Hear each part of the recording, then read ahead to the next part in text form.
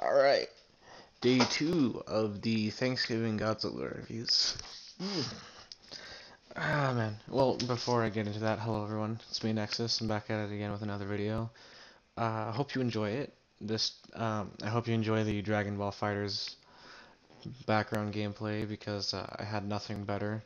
Because I don't want to do COD every time. In fact, I might actually do Red Dead for the next one, I don't know. But enjoy that.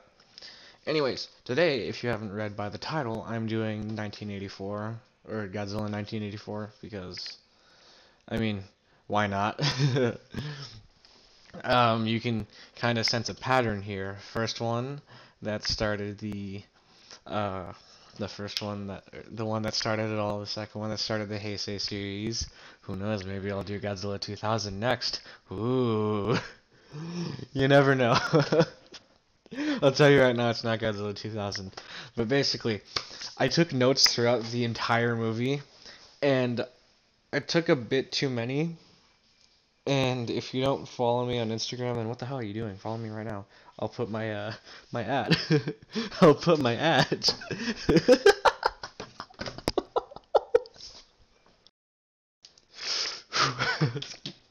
I'll put my ad. I'll put my ad on the screen right now. Okay, now that we've got that out of the way, I am really fucking excited to do this review because okay, so a fun fact about this movie, this was one of the only, I had seen every other Godzilla movie besides this movie up until 2010. After 2010, I may or may not have gone onto a sketchy website to watch it, and I watched the English dub with Raymond Burr, which is a good one, I'm not gonna lie, but I mean, it's not as good as the Japanese one, so where do I even start? Okay, so, plot synopsis.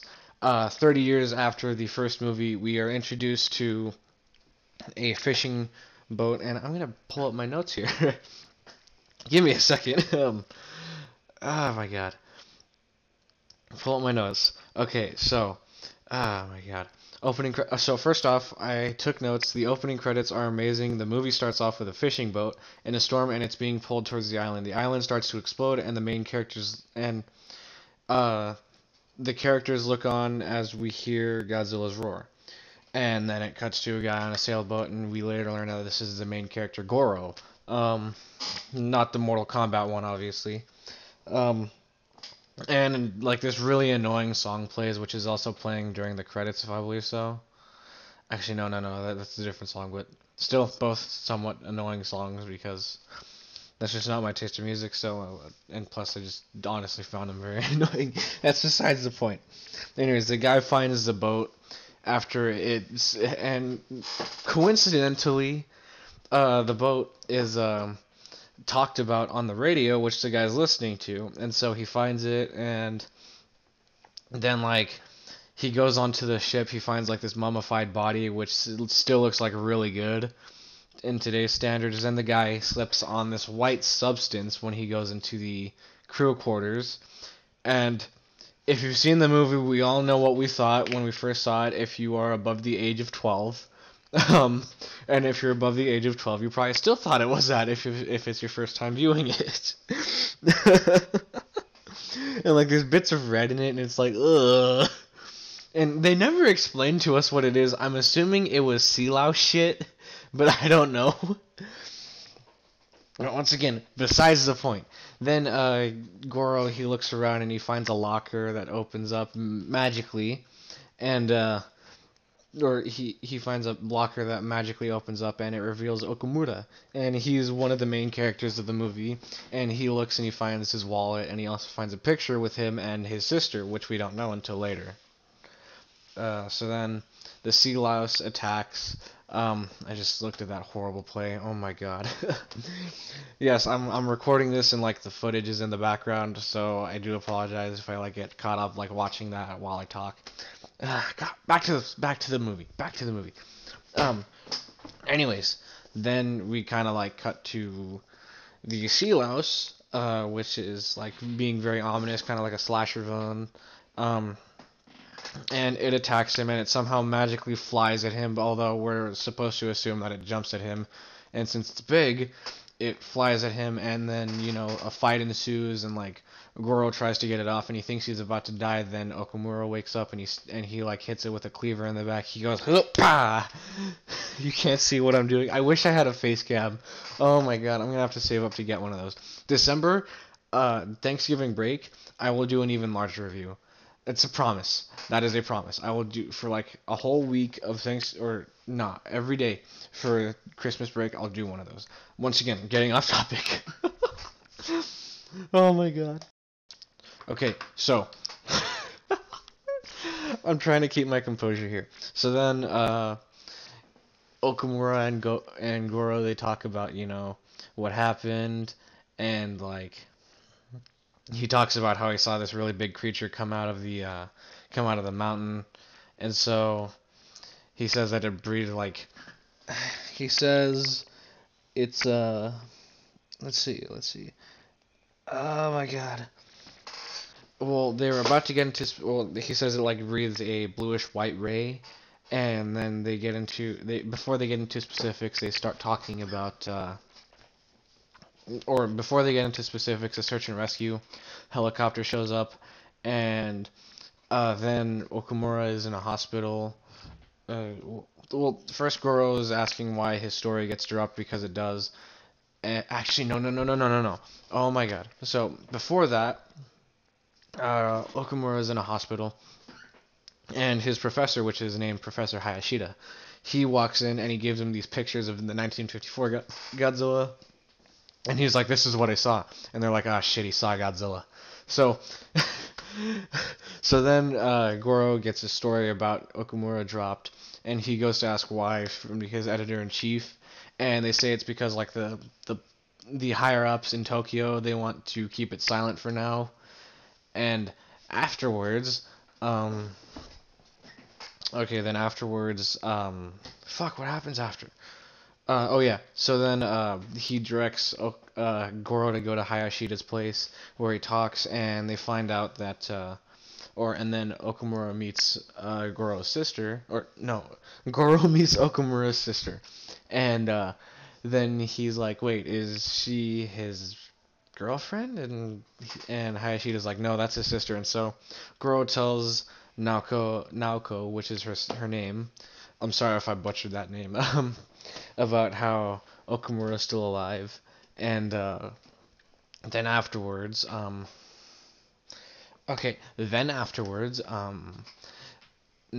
and Okumura are reunited, and then if I believe so, things happen, and then we cut to a nuclear sub in the Pacific Ocean, which is a Russian sub, and they pick up something, and they think it's a whale, but it's emitting active sonar, and whales don't emit active sonar, so they start diving, and and then they launch torpedoes. They don't work, and so then we see like these scaly hands.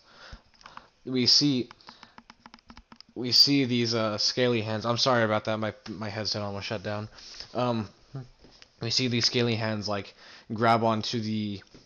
We see these scaly hands grab onto the sub, and it blows up. Now, we can obviously assume that it was Godzilla, but since there are Cold War tensions going on, which is, by the way, this movie has a lot of like really deep like messages about nuclear war, which I should probably mention later because like it's hella good.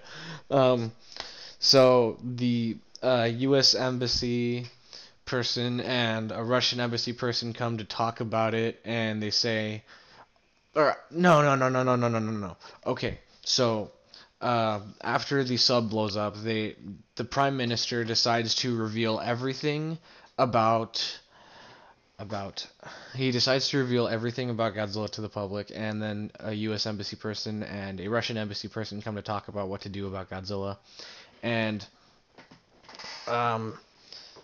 so oh my god, I feel like I'm forgetting something. Hold up. Okay, so I wasn't forgetting anything. So they talk about what to do with Godzilla, and they say, oh, we should use nuclear weapons, and I mean, the acting is kind of subpar. I mean, like, like the guy who plays the American embassy person, he's like really animated, and he also wants to like nuke Godzilla, even though that would never work because that would just power him up. But they don't know that. But still, and the Russian embassy guy agrees, and he's like, "Oh, you guys are all egoists because you follow the three non-nuclear principles." Um, to the Japanese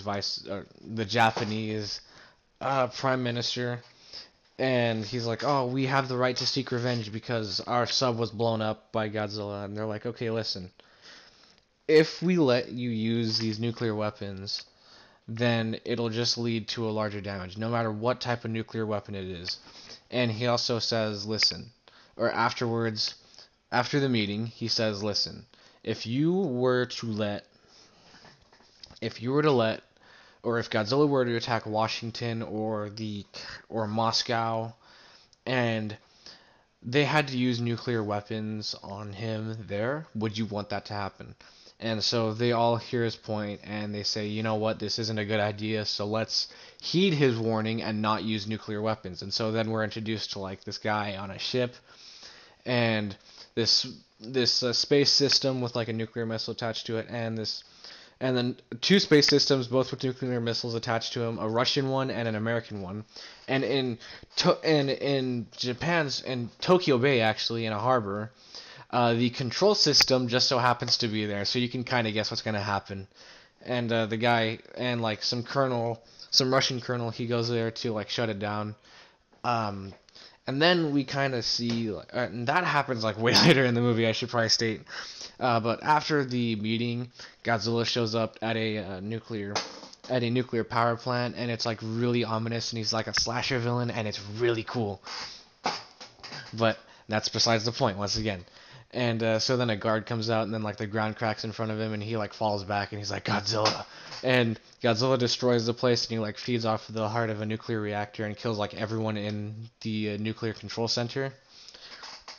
And then Godzilla walks away after a flock of birds fly, and so Professor Hayashida says that oh, I think Godzilla might have a honing system, much like my theory on dinosaurs, which is kind of random, but at the same time, it's kind of cool. But once again, besides the point. And then we're introduced to the nuclear thing, or the Russian nuclear missile control system, and then and then Japan sets out to look for Godzilla, and a anti-nuclear or an anti-sub helicopter finds Godzilla and says that he's headed towards Tokyo Bay. So they start evacuating while Professor Hayashida and everyone else they're trying to find a countermeasure to lure Godzilla to Mount Mihara, which is a volcano that's going to erupt. And so they send Okamura there to talk to one of Hayashida's old geologist friends, and they see that Mount Mihara is about to blow up, so they're trying to lead him there, which is what they're working on throughout the rest of the movie. And then, Japan, or like the Japanese military, they set up in the harbor where the Russian missile system controls are, and Godzilla shows up, and he basically cripples the boat, and the colonel guy, he goes to shut it down, but he ends up dying because when he gets into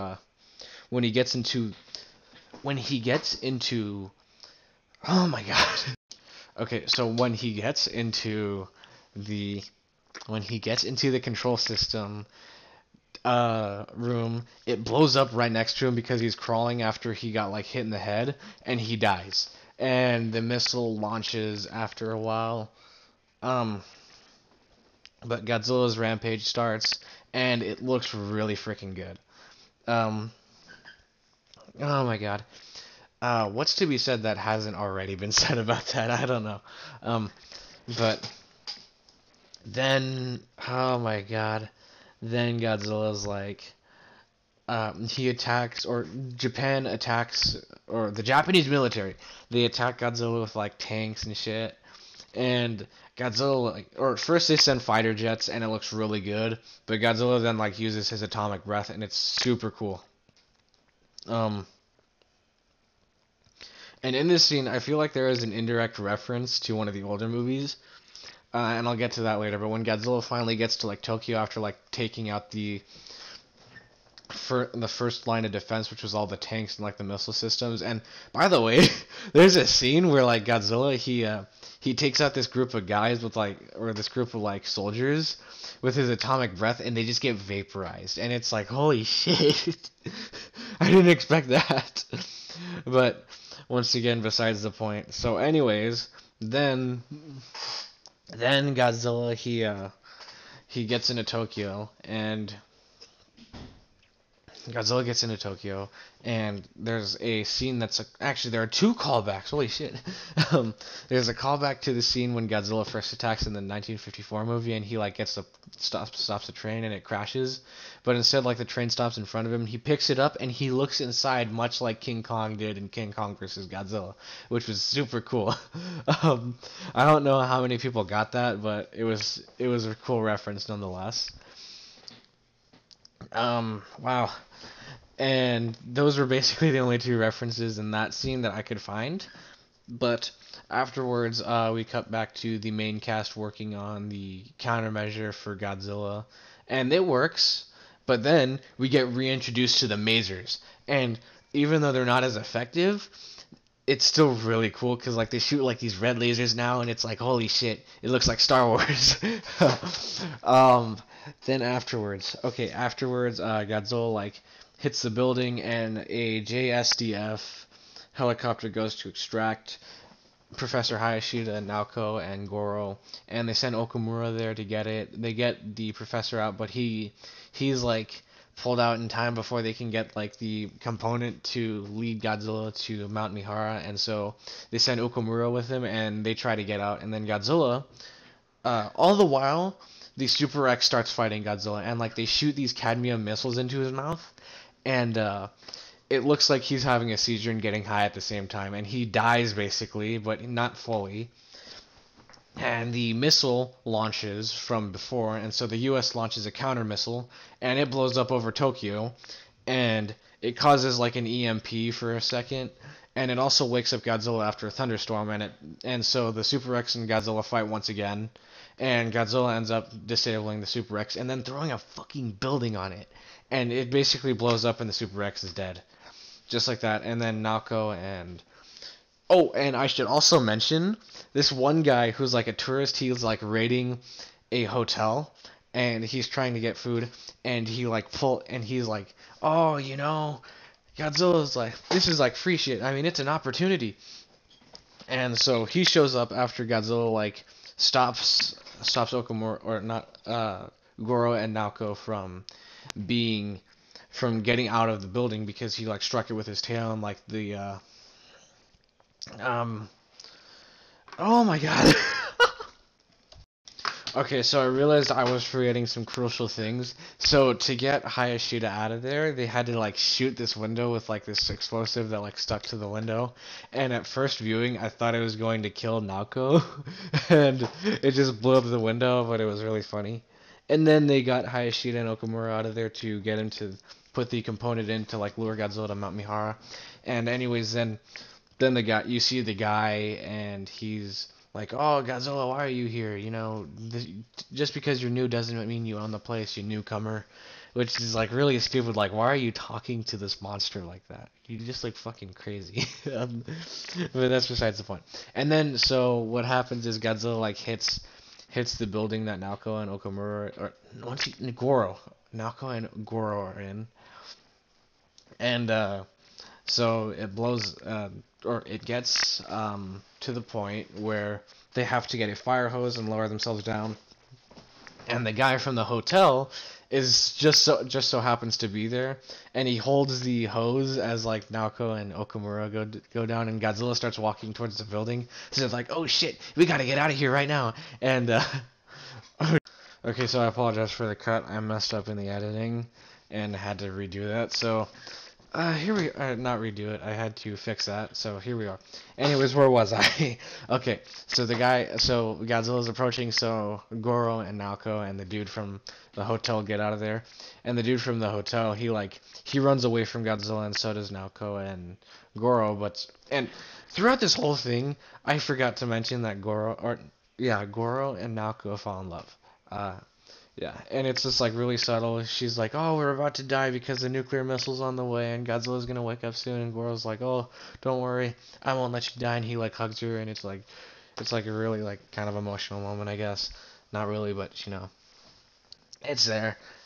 And so basically, Goro's like, "Come on, follow me," and he's like, really like touchy with not really, but like he's like got his arm around her most of the time, and like he's like always pushing her first to like get her away from things quicker. Um, but then, yeah, the guy from the hotel, he runs away and he falls down and he hits his head on a broken block, and he's like, "God damn it, Godzilla!" And then he just fucking dies. Oh my god! And it's like, why? Why did you include this man other than to be a plot device? Which is something that actually really irritated me. It's like this guy was fucking amazing, and they didn't use him to his full potential, which is one of the only gripes that I have with this movie. Actually, I think that is the only gripe I have with this movie. Holy shit. But anyways, then before Naoko and Goro are about to get crushed, Godzilla like stops and he turns away because he's looking for the signal of the birds because they're using it. And so Godzilla gets out of Tokyo. He goes to Mount Mihara, and and he he follows it. And since the military had set up a bunch of explosives before to blow up Mount Mihara, so that way Godzilla would fall in there, Godzilla like slips on a ledge, and he's basically like in the mouth of the volcano now. And he's on another ledge now, and they blow that up, and Godzilla falls down, and he like screams, and like you can see the Prime Minister crying, and I can't tell if it's out of sadness because like Godzilla is just a creature, and he's like, I'm pretty sure it isn't, and I'm pretty sure it's just about like relief, but nonetheless, it's still a pretty emotional moment. And then Professor Hayashida, he's also like kind of filled with sadness because he's like filled his life with like research for Godzilla, which is something I also forgot to remember, or something I also forgot to list beforehand, because like he dedicated his research to Godzilla. Um, and then afterwards, the credits roll. We can see Goro and Naoko in a helicopter flying towards Mount Mihara as it erupts, and then the credits roll, and it plays another really annoying song that I hate. I really do. And like I wish I could play it for you guys, but like I don't want to expose you guys to that unless you're into that kind of music, which I doubt any of my viewers are, unless I don't know. But once again, besides the point. So, what would I give this movie? What would I give this movie? Well, I'd probably give this movie like a 10 out of 10 because it's like literally the perfect Godzilla movie. Like you actually care about the characters. The plot is really like good, and it's like really driven by like politics at the time, and that's kind of something that I enjoy is like politics in a Godzilla movie, because it's like it's weird to see how like other governments and their politics work compared to America's political system. I don't know. It's interesting to me, but yeah, I'm not gonna get into politics all that much because yeah. Um, Still, I would give this movie a 10 out of 10, and I definitely recommend you watch it after watching the first one. In fact, I prefer this movie over the first one, even though I love the first movie to death. Oh man, there's not that much I can say that hasn't already been said once again, and that's basically how it's going to be throughout this entire series. What can I say that hasn't already been said? It's such a task for me, but I'm willing to put up with it. But yeah, 10 out of 10 movie. I definitely recommend you go watch it, or like even watch like one of the other reviews on it. Like, I mean, I would say watch Goji Fan's review, but that doesn't exist anymore. I'd say just watch Brandon Tenold's review if like if like you want like a better understanding of it and you want like actual visuals that relate to the movie. But other than that, yeah, 10 out of 10 movie. Definitely recommend you watch it. Um, Thanks for watching, and I will give you guys episode 3. So like what, this is 2 down, 7 to go. Episode 3 is tomorrow. Stay tuned for that. Until then, see you guys later. Peace.